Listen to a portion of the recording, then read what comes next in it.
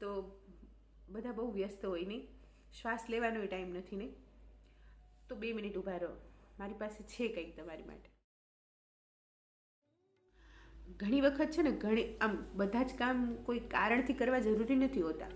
ક્યારેક કોઈ કામ એમને એમ કરી નાખાય નિજાનંદ માટે, બસ મજા આવવી જોઈએ. રમેશ પારેખને વાંચીએ ને તો એવું કે ઓચિંતું કોઈ મને રસ્તે મળે ને કદી ધીરેથી પૂછે કે કેમ છે, આપણે તો કહીએ બસ દરિયાશી મોજ અને ઉપરથી કુદરતની રેમ છે. એમને એમ જ રસ્તા ઉપર નીકળી જાવ ને કોઈ પ્રેમથી પૂછી લે, જો કે એવા માણસો હવે નથી મળતા, એવા માયાળુ માનવી તો ગામડાઓમાં હતા, પણ એમ પૂછી લે. અને હવેના સમયમાં માણસો બધું સંતાડી દેવું છે, બધું પોતાની અંદર છુપાવી લેવું છે. એ સમયમાં રમેશ પારેખ આપણી મદદે આવે એમ કે કેટલા તાળા મારશું, એમ કે તાળા મરાય નહીં એવડી તિજોરીમાં આપણો ખજાનો હેમખેમ છે. આ કુદરતના ખજાને કઈ રીતે તાળું મારશું? આપણો ખજાનો હેમખેમ છે, આપણે તો કહીએ બસ દરિયાશી મોજ અને ઉપરથી કુદરતની રેમ છે. મજા આવીને વાંચવાની, બસ મને આવી જ મજા આવે પુસ્તકો વાંચવાની. વેદો, ઉપનિષદો, બધા જ સાહિત્યકારો, ગુજરાતી ભાષા તો છે જ છે, હિન્દી ઇંગ્લિશના સાહિત્ય પણ એટલું ભરપૂર છે, એટલું સરસ છે. ઇવન વિજ્ઞાન અને ઘટનાઓ પણ એટલી સરસ છે કે જેને વાંચીએ ને ત્યારે આપણને જીવન થોડું વધારે જીવવા જેવું લાગે. આપણે છીછરા એટલા માટે થઈ ગયા છીએ કે આપણી અંદર ઊંડાણ જ નથી. ઊંડાણ ક્યાંથી આવે? ઊંડાણ પુસ્તકોમાંથી આવે, વેદોમાંથી આવે, ઉપનિષદોમાંથી આવે, અધ્યાત્મમાંથી આવે. મને આ બધું જ બહુ ગમે અને મારે આ બધું જ વેચવું છે, કારણ કે પુસ્તકોએ મને ઘણું બધું આપ્યું. જીવનને વધારે વહાલું લગાડે ને એવી ઘણી બધી વસ્તુઓ મને પુસ્તકોએ આપી. આ ભાવ છે ને, એ મારે મફતના ભાવમાં વેચી દેવો છે. ધ્યાન રાખજો, અહીંયા મફત કરતાં ભાવ શબ્દ વધારે અગત્યનો છે. અમારા ભાવનગરમાં છે ને શાક માર્કેટ છે, એક લીલા શિવાજી સર્કલથી આગળ જઈએ ને ત્યાં આગળ સાંજે મોટે ભાગે ભરાય, પણ રાત્રે જો મોડું થઈ ગયું હોય ને તો એ લોકોને બધું શાક વેચી દેવું હોય, ઓછા ભાવે વેચી દેવું હોય, એટલે એ લોકો જોર જોરથી બૂમ બરાડા પાડતા હોય કે ચલો હવે ખાલી કરવાનો ભાવ, ખાલી કરવાનો ભાવ. એટલે આ ખાલી કરવાનો ભાવ છે. આટલી ઉંમરમાં મેં જે વાંચ્યું, વિચાર્યું, પામ્યું પુસ્તકો પાસેથી, જે મને લાગ્યું વ્યક્તિઓ પાસેથી, કેટલા સરસ મજાના લેખકો, ગંગા સતીથી લઈને તમે જો કાગબાપુ,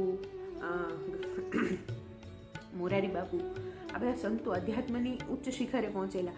અને આની પાસે બેસો અને સાંભળો. અને હું તો મહુવાની, એટલે મોરારી બાપુ તો મને કઈ રીતે ભૂલાય. એટલે એની પાસેથી જે પણ કંઈ મળ્યું ને મારે વેચવું છે, બસ વેચી દેવું છે. અને આ બધા કેટલાના નામ લઉં, અખોથી લઈને ઉમાશંકર જોશી, કાગબાપુ, ગંગા સતી પાનબાઈ, સાવ અભણ અને નાનકડા ગામની બે સાસુઓ કેવો કમાલ કરે, એની વાતો ઉપનિષદની કક્ષામાં જઈને બેસે, એટલી તો ઊંડાણપૂર્વકની છે. અને એ બધું એટલું તો મજા આવે સાંભળવાની, એટલી બધી મજા આવે. ઝવેરચંદ મેઘાણી જેવું લોક સાહિત્ય, જોગીદાસ ખુમાણની નામ સાંભળો અને આમ રૂવાડા બેઠા ન થઈ જાય તો એ ઝવેરચંદ કેમ અને એ જોગીદાસ કેમ? એટલી સરસ વાતો. અને ગંગા સતીને પાનબાઈ, એની વાતો આપણે સાંભળીએ, આપણને આમ આપણી આજુબાજુમાં હાલીને જતા હોય ને આપણને એવું કહેતા હોય કે જોજો વીજળીના ચમકારે મોતીડા પરોવાના છે, આમાં લાઇટું નહીં થાય. આટલી સરસ વાતો પુસ્તકોમાંથી મળી છે, જીવનમાંથી મળી છે. બસ એ વેચવી છે, પુસ્તકો વાંચવા છે. બધાને અહીંયા એક અલખનો ઓટલો બનાવવો છે, બધાને પુસ્તકો સ્વરૂપે અહીંયા બોલાવવા છે. અને એને ઓલું કરે ને કે બોલાવે, તેડું કરે કે ભાઈ આવો મારા પંડમાં આવો અને કયો આ જીવનને તમે જે વધારે ગમતું બનાવવાના પ્રયત્નો કર્યા છે ને એ મારા મોઢેથી કયો, એવું એક મંચ બનાવવું છે. એના માટેનો આ એક પ્રયત્ન છે. તો સરસ મજાની એક અલગારી ક્ષણે વિચાર આવ્યો અને મેં આ યુટ્યુબ ચેનલનું નિર્માણ કર્યું છે. આ યુટ્યુબના ચેનલના ઓટલેથી આપણે આ બધાને, મારી દ્રષ્ટિએ મારે બધાને દેખાડવા છે.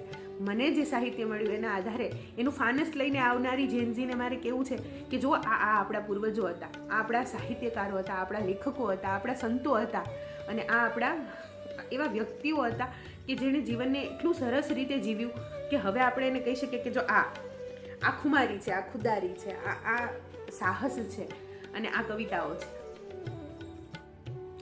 અને એ લોકો જે જીવતા હતા ને એ most sophisticated way of life હતી અને સસ્ટેનેબલ પણ હતી. તો બસ આજે મારે એટલું જ કહેવું છે. આ યુટ્યુબ ચેનલનું નામ છે મારી વાત આત્મયાત્રા, કારણ કે અહીંયા મારે મારી વાત કરવી છે અને આત્મ સુધીનો ભીતરના સાદ સાંભળીને જે આત્મ સુધીનો પ્રવાસ હજી ચાલુ છે એને પ્રવાસનો કહેવાય ને યાત્રા કહેવાય, કારણ કે એ તો મળે એને જ મળે. એટલા માટે બસ તો મારી સાથે જોડાવ. અહીંયા હું બધાને નોતરું છું, આમંત્રણ આપું છું, હૃદયથી આમંત્રણ આપું છું. આ ચેનલને લાઇક શેર સબસ્ક્રાઈબ એવું બધું કરજો, એટલે આ બધો ડાયરો આગળ હાલે. બસ એટલું જ કહેવું હતું આજે. તો મળીએ આવતા વખતે. રામ રામ, જય સિયારામ.